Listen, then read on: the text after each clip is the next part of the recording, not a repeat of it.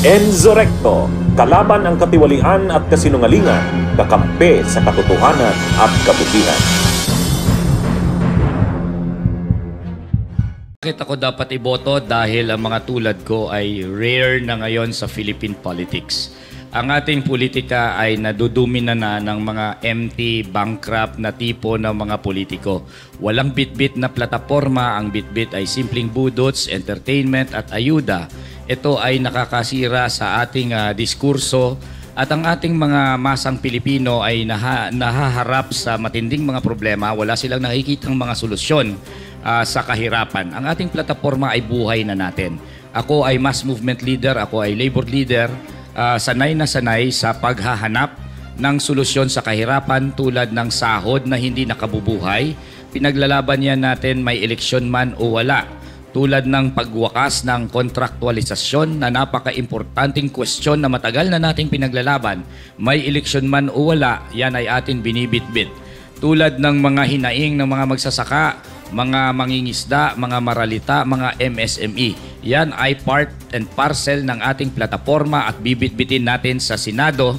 At hindi yan isang pangako. Hindi tayo nangangako. Yan ay buhay natin bilang mass movement leader. Ibig sabihin, papasok ako sa Senado at hindi ko aalisin ang aking bihis, hindi ako magpapalit ng bihis bilang mass movement leader. Ako'y papasok sa Senado bilang labor leader pa rin. Kaya bit-bit ko rin ang passion ng isang labor leader na pinaglalaban ang cause ng mga naaapi sa ating lipunan. Isa sa pinakabago at mabibit-bit natin sa Senado ay yung tapang at saka passion na hindi na nakakita natin sa ating mga politiko. Tama ang pag-aresto at pagdala kay Rodrigo Duterte sa The Hague. Dahil kapag hinayaan natin ng isang mass murderer na pumatay ng 30,000 nating mga kababayan na mga mahihirap, mind you, mga mahihirap na galing sa basihang masa, kapag hindi natin pinarusahan yan ay magiging president sa ating bansa at tutularan. Ang bansa natin, bansang Pilipinas, ito ay factory ng mga mass murderer. Dahil ang ating political na sistema dito ay hawak ng mga political dynasty. At alam natin na ang mga political dynasty ay pumapatay. Ang mga political dynasty ay gumagamit ng harassment, intimidation para sila ay manatili sa pwesto.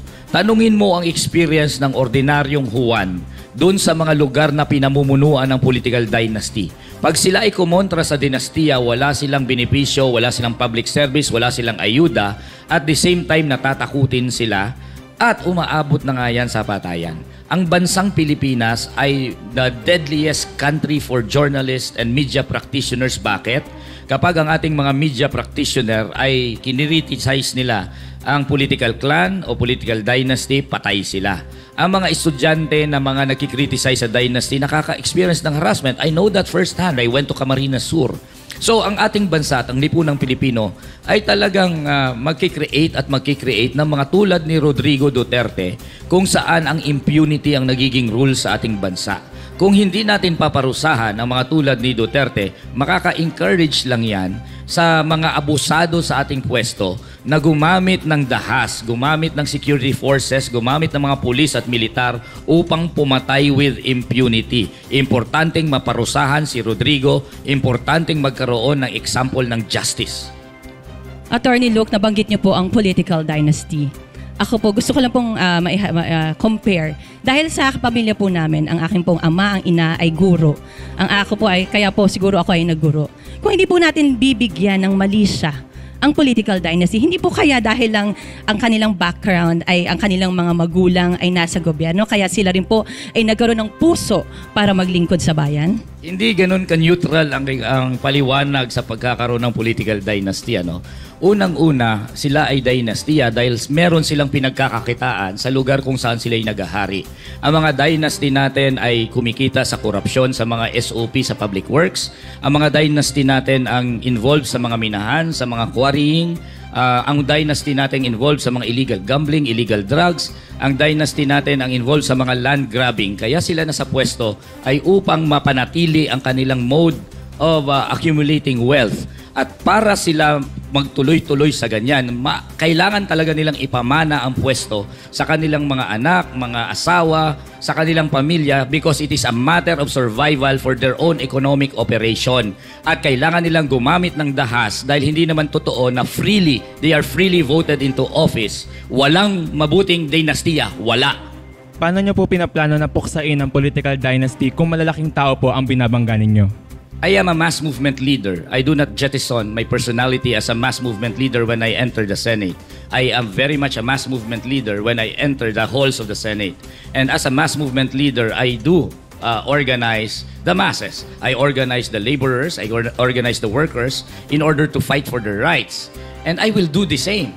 You know, the process of lawmaking for laws that are pro-people, hindi lang naman yan nang propose ka lang ng batas para i-deny ng committee level, sa committee level, i-deny ng mga mambabatas pagdating sa second reading or third reading. It's not like that. The land reform law, for example, was passed through a Congress dominated by our landlords because there is a mass movement that forced their hand. And I very much intend to use my position as senator in order to build a mass movement against the dynasties at the same time that I will propose an anti-dynasty legislation. Attorney Luke, babalik lang po ako sa usapin ng ICC. Sa tingin niyo po ba patay na po ang hustisya sa ating bansa na kailangan pa po natin ang tulong ng isang International Criminal Court? I am a lawyer. I know very well that our justice system has its weaknesses. Simpleng murder siguro pwede. Di ba? Pagpatay ng isa o dalawa, pwede. Kaya ng ating mga investigatory agencies mag-produce ng mga proof at kaya ng ating justice system na elitist yan. Pero we are talking here about mass murder. We are talking here about a systematic way of killing kung saan ito ay ilalagay mo ngayon sa isang justice system. Na in the meantime, itong justice system na ito, ang justice system na to has acquitted Imelda Marcos for all charges of graft and corruption. Why? Medyo komplikado, medyo matinding mga proof ang kailangan, ang ating mga investigatory arms hindi ready sa ganon. Pero these international bodies very well has an experience. They have punished the Nazis during World War II. Therefore, it is more with confidence that I would say na kaya ng international bodies na ito. Bunyog, bunyog, halikan na kasama ka. Bunyog, kapag buklod ay may pag-asa.